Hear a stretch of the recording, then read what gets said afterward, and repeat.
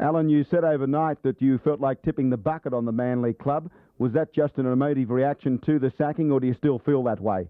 No, I didn't actually say that. I really did not want to comment at all last night at all. I just said I would probably be making some statements today or later in the week. Are you prepared to make those statements now? Oh, I've done a few interviews today, Ray, and I've said a certain amount. Again, I don't want to go overboard at this stage of the season. All right, the club has problems internally. Is that what you're suggesting? Oh, that's pretty common knowledge, Ray, you know. And I've been the one who's really had to be able to left on my own to handle it. You've lacked support from the committee? On sections of the committee, yeah. Look, the problems at Manly have been well documented, as I've said, and there's been certain issues that have come up, especially in the last 6 or 8 weeks. And I haven't heard one person say that I contributed to those problems, but I was the one who had to handle them. You have the unsavoury situation of having your reserve grade coach and President's Cup coach on the Manly committee. Has that presented problems to you? Well, you know, I wasn't a situation that I was happy with at the start. Not for any other reason, it's just human nature. I mean, they had a certain amount of control over my destiny. And then on one hand, and on the other hand, they were under me as coaches. Yeah, the ridiculous situation in most clubs, the head coach, the first grade coach, controls the reserve grade and President's Cup coaches, but in your situation, they were in fact your subordinates and your bosses.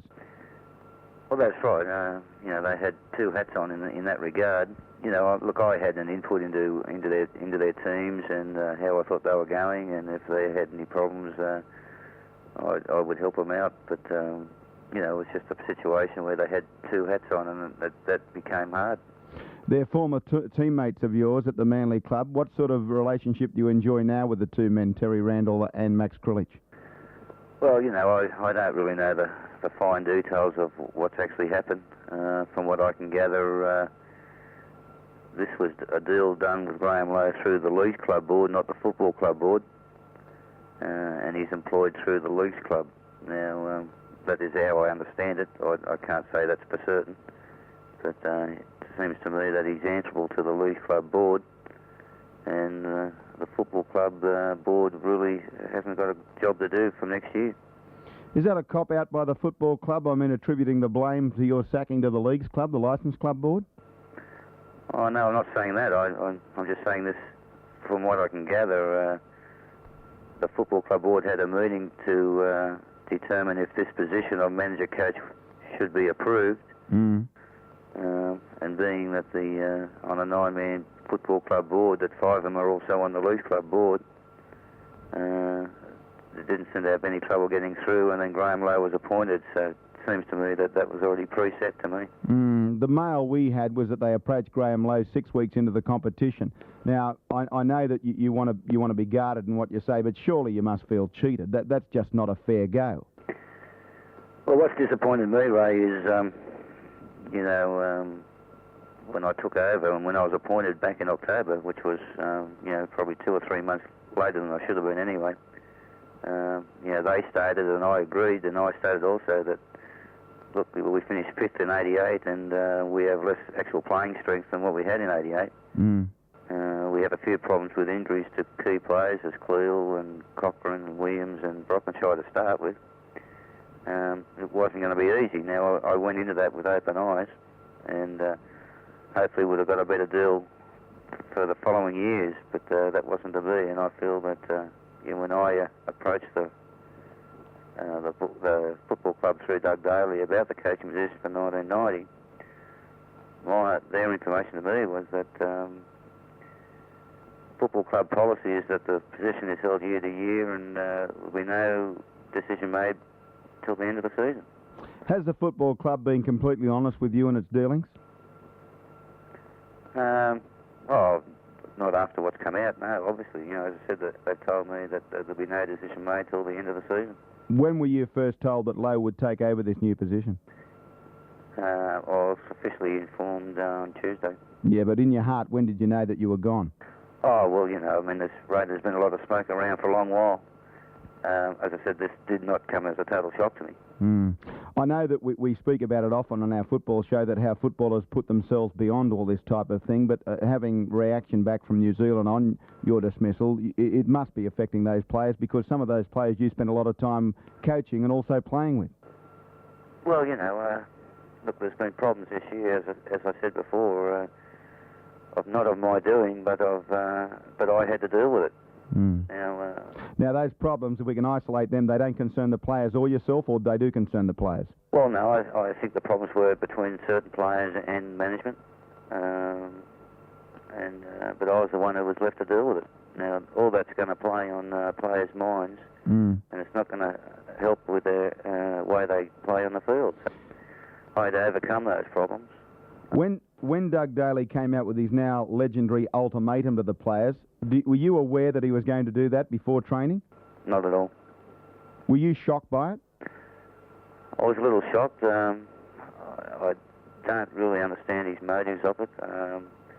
Look, if he has problems with player or certain players, to me the right way to do it would be to call those players into a meeting, and either one-on-one or as a group, and try and sort out those problems. But to put an open issue to 40 contracted players that anyone who wishes to be released would come and see him and he would seek a release through the committee,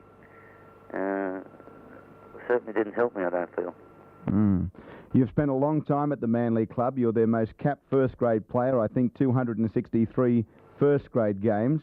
I know that you're trying to be fair and reasonable, but surely there's a bitter taste in your mouth after the events of the last 24 hours, or even, could we say, the events of the last 6 or 7 weeks? Well, this was the final straw, of course, Ray.